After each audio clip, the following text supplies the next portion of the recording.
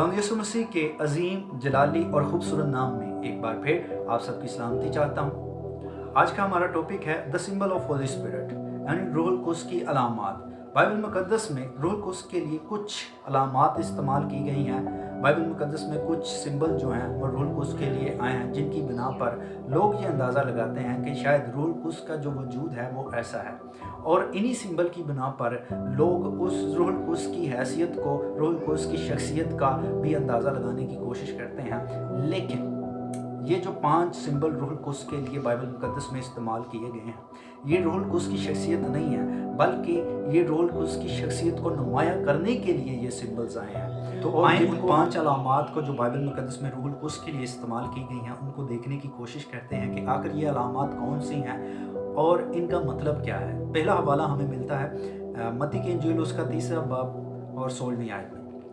कलाम में लिखा है, और यीशु बपतिस्मा लेकर फिर फौर पानी के पास से ऊपर गया, और देखो उसके लिए आसमान खुल गया, और उसने खुदा के रूह को कबूतर की मानद उतरते और अपने ऊपर आते देखा। आमीन। यहाँ पर रूहुल कुद्स जो है वो कबूतर की मानद यीशु पर आ रहा है। ये जो मानद है इसका मतलब है शबी, यानी रूहुल कुद्स जो है वो कबूतर की शबी लेकर यीशु के ऊपर आ रहा है। अब सवाल पैदा होता है कि यीशु मसीह के ऊपर कबूतर की मानद ही क्यों रूहुल कुद्स नाजिल हुआ है। तो कबूतर जो है ये अमन का, सलामती का और मोहब्बत में उड़ने वाला परिंदा समझा जाता है।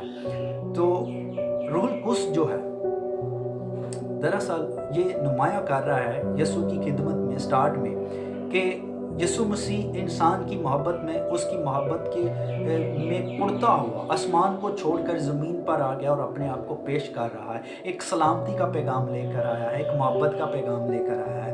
ये रूहुल कुद्स का आना इस बात की अलामत है, और रूहुल कुद्स कबूतर की मानद इसीलिए इस अलामत में इसलिए ज़ाहिर हुआ।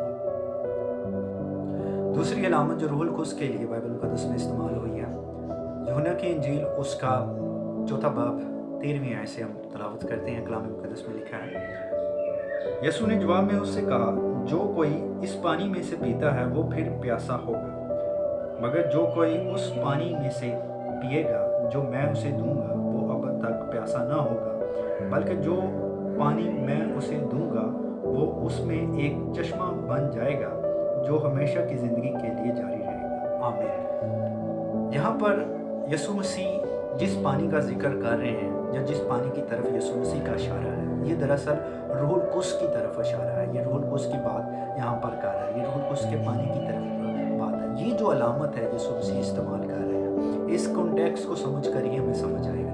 ये जो औरत जिससे यीशु मसीह बात कर रहा है, ये सामरी औरत है जो कुएं पर पानी भरने के लिए है। अब यीशु मसीह से सवाल करता है इस बात के बाद, जब कहता है कि भाई तेरा शोहर कहाँ है, तो ये औरत कहती है कि भाई मैं बेशोहर हूँ।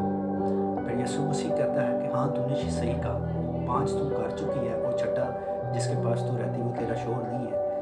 अब इस बात को समझे, यीशु जिस कॉन्टेक्स्ट में बात कर रहा है वो ज़मीनी पानी के बारे में बात नहीं कर रहा है जिसको पीने के बाद हमें फिर प्यास लगती है। यीशु मसीह यहाँ पर उसके बदी की, गुनाह की प्यास जो है, जिसको करके वो फिर गुनाह में गिरती है, उस प्यास को ख़त्म करने की यीशु मसीह बात कर रहा है। यीशु कह रहा है कि इसके बाद ये जो गुनाह है करके तुम्हें फिर हाजत होती है, लेकिन जब रूहुल कुद्स तुम पर होगा, रूहुल कुद्स की ये कुदरत तुम्हें संभाल लेगी। ये प्यास जो तुम्हारे अंदर रूहुल कुद्स की जो आ जाएगी, और इसको जब तुम ले लोगे, पी लोगे, फिर तुम्हें गुनाह करने की हाजत नहीं होगी, फिर तुम्हें तलब नहीं होगी। तुम्हें एक बार ही रूहुल कुद्स की प्यास में अपने आप को रखना है, और जब तुम इसमें से पियोगे तो तुम्हें फिर दूसरी चीज़ों की तलब नहीं होगी। तो आए तीसरी अलामत को बाइबल मुकद्दस में से देखने की कोशिश करते हैं जो रूहुल कुद्स के लिए इस्तेमाल की गई है। मत्ती की इंजील उसका 3 बाब 11वीं आयत में लिखा है,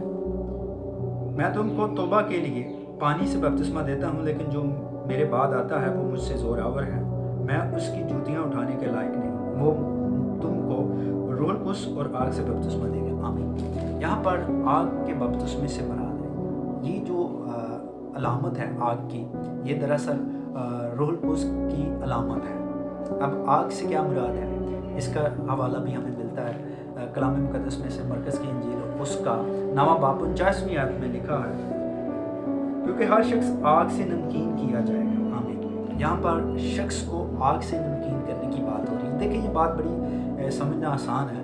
एक जो डिश होती है, अगर उसमें सारे मसाले डाल दिए जाएं, उसमें सारी तरह की सब्जियां जो भी कुछ आप डालना चाहते हैं, जिस तरह की भी आप डिश तैयार करना चाहते हैं, अगर उसमें हर कुछ डालने के बाद आप नमक ना डालें तो उस डिश का स्वाद नहीं आता, जायका नहीं आता, मज़ा नहीं होता उस डिश में। यानी यीशु मसीह ये कह रहे हैं, आप इस ज़मीन पर जी सकते हो, आपकी लाइफ अच्छी हो सकती है, कुछ भी हो सकता है, लेकिन आपके अंदर जायका तब आएगा जब रूह कुद्स की आग तुम पर ठहरेगी।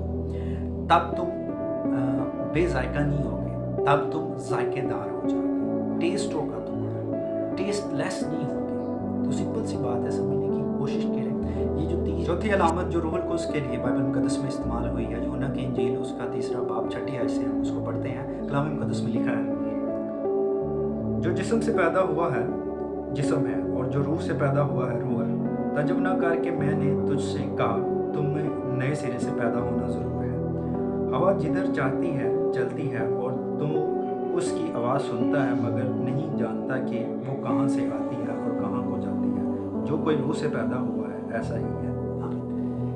देखिए यहाँ पर हवा की बात सुनने की बात हो रही है। अब हवा से यहाँ पर जो मुराद है वो यीशु मसीह क्या कह रहे हैं? हवा से मुराद जो यीशु मसीह यहाँ पर कह रहे हैं वो है रूह कुद्स की अलामत। ये रूह कुद्स इस तरह है कि इसका पता नहीं चलेगा कि ये कहाँ से आ रही है, कहाँ को जा रही है, लेकिन इसके इंस्ट्रक्शन जो है वो जो रूह कुद्स से पैदा हुए हैं वो समझेंगे, उनको इसका पता चलेगा, वो इसकी आवाज़ सुनेंगे। क्योंकि दुनिया जो चाहती है ये उस तरह नहीं चलेगी, बल्कि ये रूह कुद्स की मर्जी से चलेगी। रूह कुद्स जिस तरफ उनको मुड़ेगा ये उस तरफ चलेगी, ये उसकी सुनेगी। ये चौथी अलामत है, हवा जो रूह कुद्स के लिए इस्तेमाल हुआ है, इंस्ट्रक्शन देता है, रूह कुद्स उस बहाव में ले जाता है। हवा जब आती है ना तो हवा अपने साथ जिस डायरेक्शन में होती है उसी डायरेक्शन में चीज़ों को लेके जाती है। ये रूह कुद्स भी ऐसा है, जब ये इंस्ट्रक्शन देगा ना जो रूह से पैदा हुए तो वो इस डायरेक्शन में चलेंगे, इसकी तरफ ही राग़िब होंगे। तो पांचवी अलामत जो रूह कुद्स के लिए बाइबल मुकद्दस में इस्तेमाल हुई है वो है ऑयल, तेल। पुराना अहदनामा जो है वो ऑयल से भरा पड़ा है। ये ऑयल इसलिए इस्तेमाल किया जाता था कि जब किसी चीज़ को, जगह को, जहाँ पर किसी बादशाह को या खादम को मुकर्रर किया जाता तो तेल का इस्तेमाल किया जाता, उस पर तेल डाला जाता और इस बात की अलामत होता कि ये शख्स अब से खुदा के लिए मखसूस हो चुका है, ये चीज़ खुदा के लिए मखसूस हो चुकी है। तो ये पांचवी अलामत जो है इसका मतलब ये हुआ कि हम खुदा के लिए मखसूस किए गए हैं, हम खुदा के लिए मुकर्रर किए गए हैं, हम खुदा के बरगज़ीदा हैं। पांचवी अलामत हमें इस बात की तरफ इशारा करती है। ये जो अलामतें रूह कुद्स के लिए इस्तेमाल की गई हैं, ये जो सिंबल्स इस्तेमाल किए गए हैं, ये जो इशारे जो रूह कुद्स के लिए निशान इस्तेमाल किए गए हैं बाइबल मुकद्दस में, ये रूह कुद्स का वजूद नहीं है। पाक रूह जो है वो सिर्फ कबूतर, हवा, आग, पानी नहीं है, बल्कि इससे बढ़कर कुछ है। ये तो उसकी अलामतें हैं और ये अलामतों के साथ कुछ ना कुछ बरकतें छुपी हुई हैं जिनको रिसीव करना है हमें और इनके साथ हमें चलना है।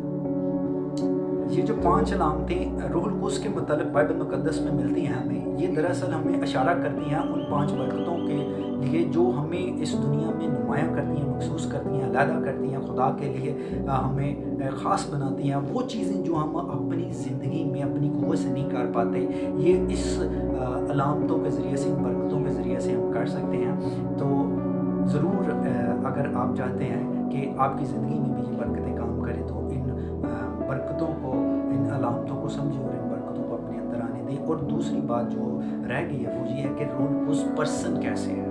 तो ज़रूर हम उसको नेक्स्ट वीडियो में देखेंगे और समझेंगे कि कैसे वो पर्सन है और कैसे वो एक शख्सियत है, और ये हम बाय रेफरेंस बाइबल मुकद्दस में से अपनी अगली वीडियो में देखेंगे। तब तक के लिए मेरी रिक्वेस्ट है कि ज़रूर इस वीडियोज़ को जो हम आपके लिए रूह कुद्स पर ला रहे हैं उनको दूसरों तक पहुँचाएँ, अपने अज़ीज़ों